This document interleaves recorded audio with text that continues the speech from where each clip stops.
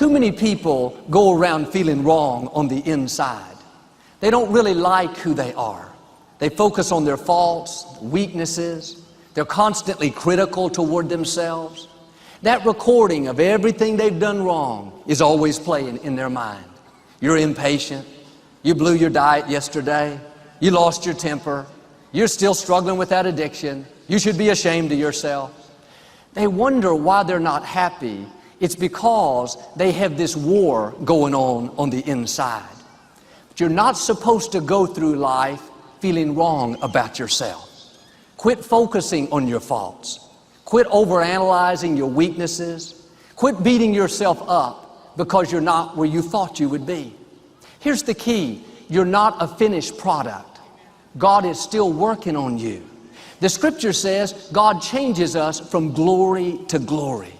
You have to learn to enjoy the glory that you're in right now. You may have some weaknesses. We all do. There may be some areas where you know you need to improve, but being down on yourself is not going to help you do better. Having that nagging feeling, telling you don't measure up, God's not pleased with you, you'll never get it right, it's not going to help you move forward. You have to accept yourself right where you are, faults and all. God is the potter, we are the clay. He's the one making you and molding you. It may not be happening as fast as you would like, but you don't control the timetable. Will you trust Him in the process? Will you accept yourself in the glory that you're in right now?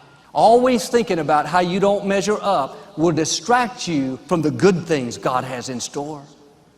This doesn't mean we don't try to improve. It means you don't let that heaviness weigh you down to where you think that there's something wrong with you. One of the worst mistakes you could make is to go through life being against yourself. And some people live with this nagging feeling that's always telling them, you're not attractive enough, you're not disciplined enough, you still have that addiction, you'll never get it right. They've heard that playing in their mind so long that it's become normal. Why don't you turn off that negative recording? Why don't you quit thinking about everything wrong with you and start thinking about what's right with you? You may have some areas you still struggle in. Join the crowd. We all do. There's not one perfect person in here. What I'm saying is, it's okay to feel good about who you are while you're in the process of changing. Somebody asked me the other day, what is the one thing I would change about myself if I could? And I don't mean this to sound arrogant, but I couldn't think of anything. And yes, there are plenty of areas I need to improve in. Here's my point. I don't sit around thinking about everything wrong with me.